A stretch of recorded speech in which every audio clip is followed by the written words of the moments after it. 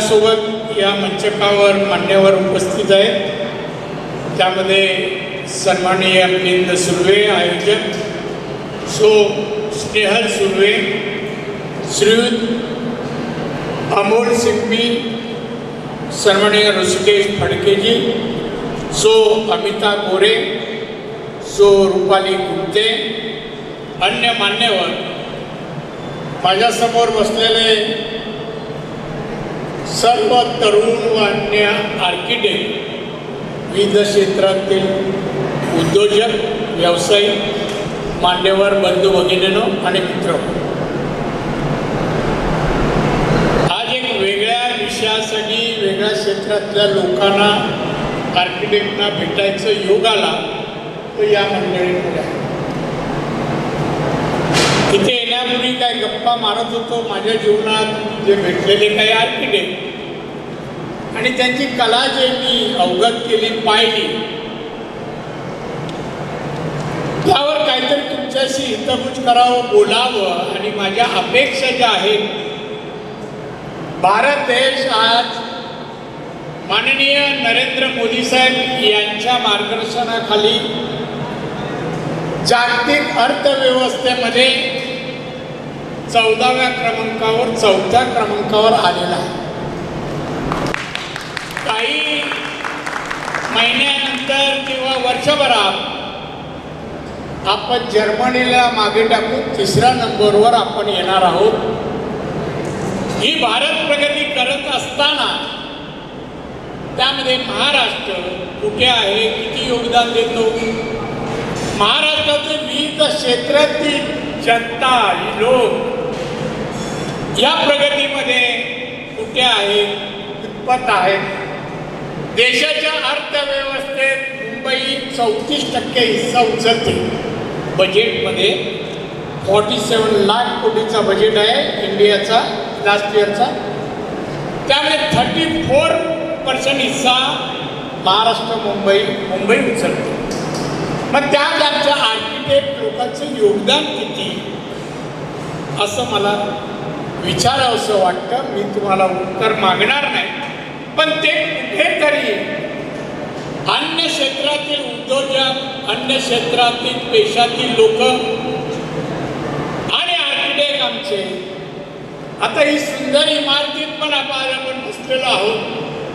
इमारत सुंदर जरी सगळे त्याचं कौतुक करतात, पण त्याचा आर्किटेक्ट कोण आणि त्याचं कौतुक होत नाही असं मला वाटतं. लोन देती है और उनको मार्केटिंग के लिए भी आर्थिक मदद करती है. और तो जो उद्योग करेंगे उसके भी पैसे देती है मार्केटिंग के लिए. और फॉरेन में अपने ये करना है, एक्सपोर्ट करना है, उसके लिए भी मदद है. सभी से मगर वहाँ तक पहुँचना चाहिए. यहाँ बैठ के बोलेगा गवर्नमेंट मदद करेगा, ऐसा नहीं होगा.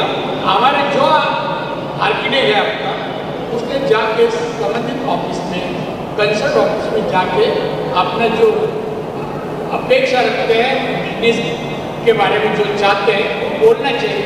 और किसी को भी इस तरह की मदद चाहिए होगी तो मुझे बोलिए, मैं आपको वहाँ तक पहुँचाऊँ. जी शुक्रिया.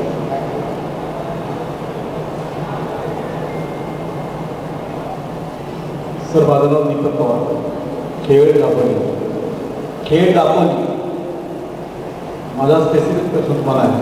तुम्ही महाराष्ट्रामध्ये उद्योग क्षेत्रामध्ये आणि महाराष्ट्र वाढत फार मोठं काम केलं आहे.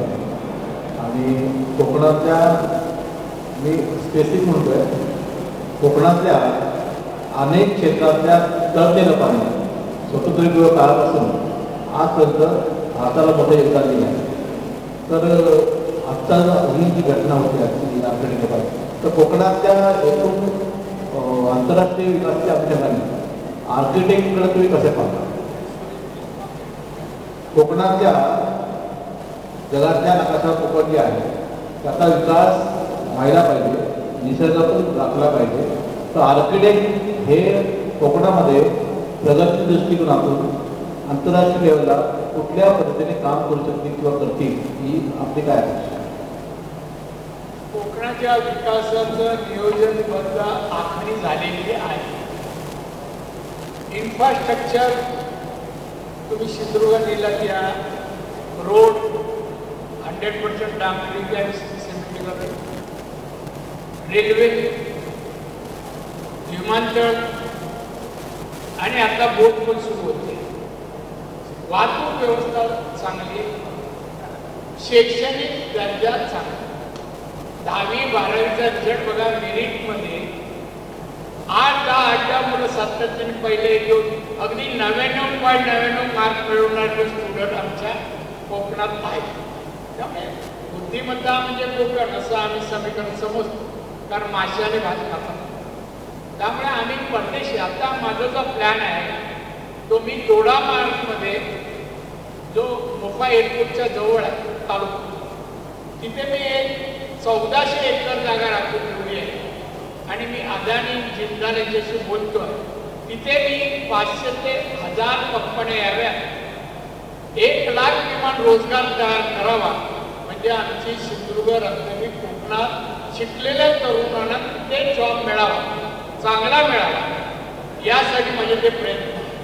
जगातली जे प्रगती साधने, सिंधुदुर्ग टुरिझम आहे. मी सिंगापूरला जी प्रगती झाली टुरिझमच्या माध्यमातून, तो पॅटर्न मी वापरून समुद्र किनारा सिंधुदुर्गला 121 किलोमीटरचा आहे. तिथे मी मोठ्या प्रमाणामध्ये सिंगापूर जी त्याच कंपन्यांना आणायचे माझे प्रयत्न. आणि 5 वर्षांनी सिंधुदुर्गाची पर कॅपिटा इन्कम आज 2,60,000, महाराष्ट्र 2.5 आहे. आम्ही पुढे आहोत आणि पुढच्या 5 वर्षात आम्ही 4 लाखाच्या पुढे जाऊ, एवढे या प्लॅनिंग आहे. महिलांसाठी पण उद्योग मी तिकडे चालू केले, महिला उद्योग. न शिकलेल्या महिलांनी आंब्यापासून बाग प्रोडक्ट बनवा, आवळा कॅन्डी करा, असे वेगवेगळी फळं जी कोकणात आहेत, जांभळं सगळं, ते त्यांचे अनेक ठिकाणी. आता जांभळा आहे, डायबिटीजसाठी त्याचं औषध आहे. फणसाची बी त्याची पावडर अमेरिकेच्या मागणी आहे फार्मास्युटिकलमध्ये, हे पण डायबिटीजला गोळ्या बनवतात. ते कोकम आहे. या सगळ्यांसाठी तिथे त्या ठिकाणी 7 एकरमध्ये महिला उद्योग सुरू केले.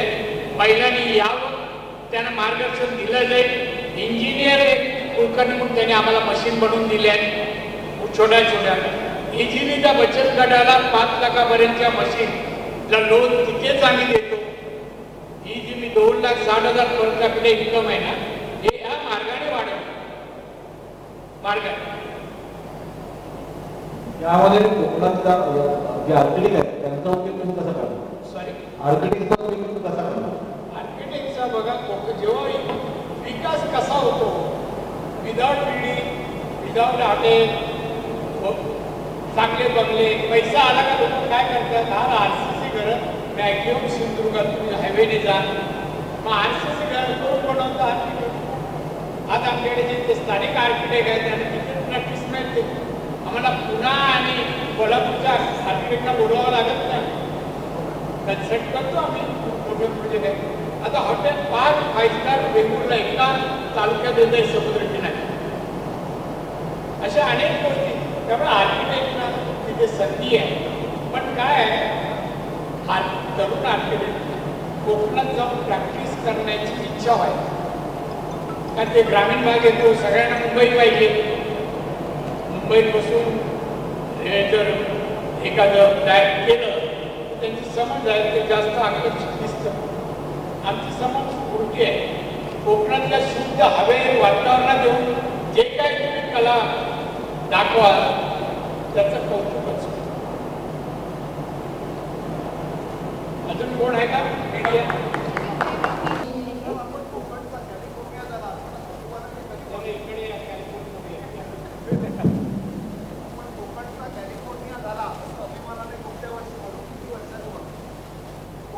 कॅलिफोर्निया झाला हे आपण गेले कित्येक वर्ष ऐकत होतो, पण आता आपण अभिमानामध्ये किती वर्षांनी म्हणू की झाला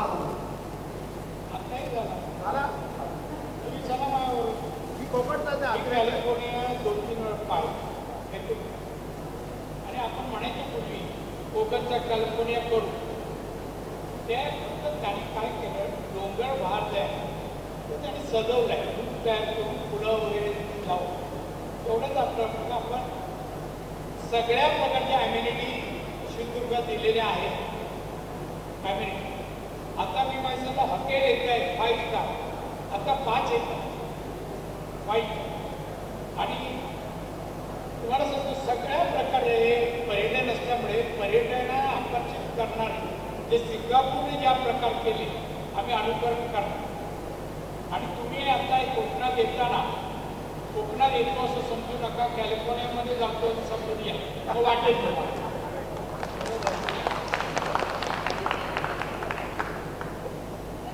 बरोबर. आपसे कंपनीज ने यहाँ पे आके एक्सप्लेन किया है और कैसे चल रहा है सुबह से सेशन, और ख़ास करके नारायण रानी जी ने क्या कहा कॉन्क्लेव के बारे में और आर्किटेक्चर के बारे में. सेशन तो बहुत ज़ोर शोर से चल रहा है. सुबह से बहुत रजिस्ट्रेशंस हैं हमारे पास और बहुत सारे लोग यहाँ पे विज़िट कर चुके हैं. स्टूडेंट्स आ रहे हैं, आर्किटेक्ट्स आ रहे हैं, सीनियर आर्किटेक्ट्स भी आ रहे हैं. तो यहाँ पे जो सेमिनार्स हो रहे हैं वो भी काफ़ी लोग यहाँ पे अटेंड कर रहे हैं. यहाँ पे करियर अलग अलग करियर्स के बारे में बात कर रहे हैं.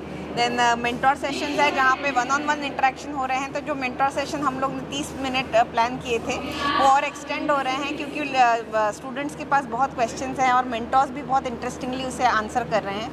और लोग आर्की वर्क में देख रहे हैं जहाँ पे आर्किटेक्ट्स का वर्क डिस्प्लेड है वो भी देख रहे हैं. यहाँ पे जॉब्स के लिए अप्लाई कर रहे हैं लोग, फर्म्स के बारे में पूछ रहे हैं. सो बहुत बज़ है, बहुत हलचल है, बहुत लोग इंटरेक्शन कर रहे हैं. तो हम देख रहे हैं कि हर जगह लोग पार्टिसिपेट कर रहे हैं. So we are getting very good response about it.